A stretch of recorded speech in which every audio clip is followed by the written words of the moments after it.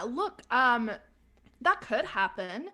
I don't see that happening right now or in the near future though, just because there's some like just really fundamental challenges that make that difficult. But look again, like I have a lot of respect for Pump. I actually think he's super consistent and he does a great job getting people amped up with like very simple messages, and he's just consistent. Like Bitcoin fixes this, the virus is spreading. Like he's very good for pithy one-liners and people love it, right? So like kudos to him, much respect. Everyone is entitled to their perspective. Everyone's entitled to their views. I don't have to agree with everyone, but like me disagreeing with you, Ryan and David, doesn't mean that I don't respect your perspectives as a person, right? You disagreeing with me as Meltem doesn't mean that you disrespect me as a person, right? And again, I think people on the internet generally have a hard time finding this line, right? I can disagree with someone. I can disagree with someone's politics. I can disagree with someone's views on crypto. I can disagree with their views on what the future will look like.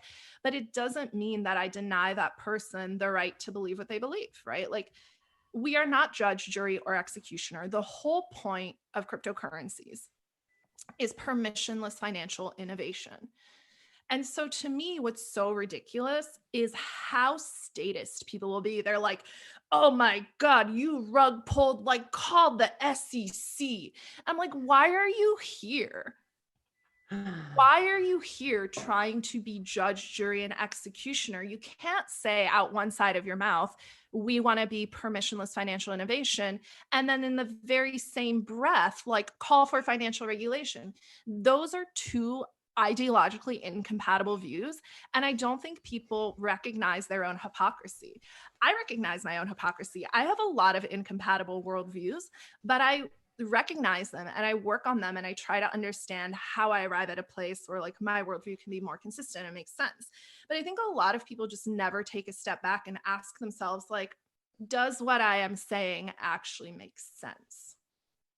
I think we solved it. I think we solved crypto tribalism here and now. We just solved it, guys. But it's really fun. Like spectacles are fun. I believe in bread and circuses, right? So that's what's going on in this country right now. We have a fucking circus. It's called the Trump presidency, right?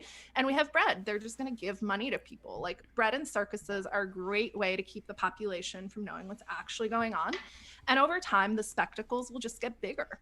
So people are here for the spectacle, like come for the Bitcoin, stay for the drama. It's all good. That's exactly what Michael Saylor did. Absolutely.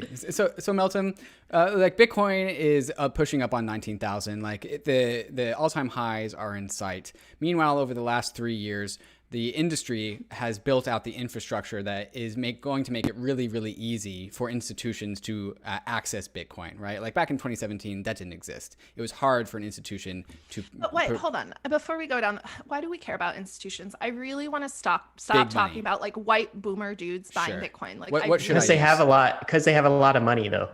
That's why we care a little bit. And I would love for them to buy my, well, I'm not selling them my Bitcoin. They can buy my other bags. But like...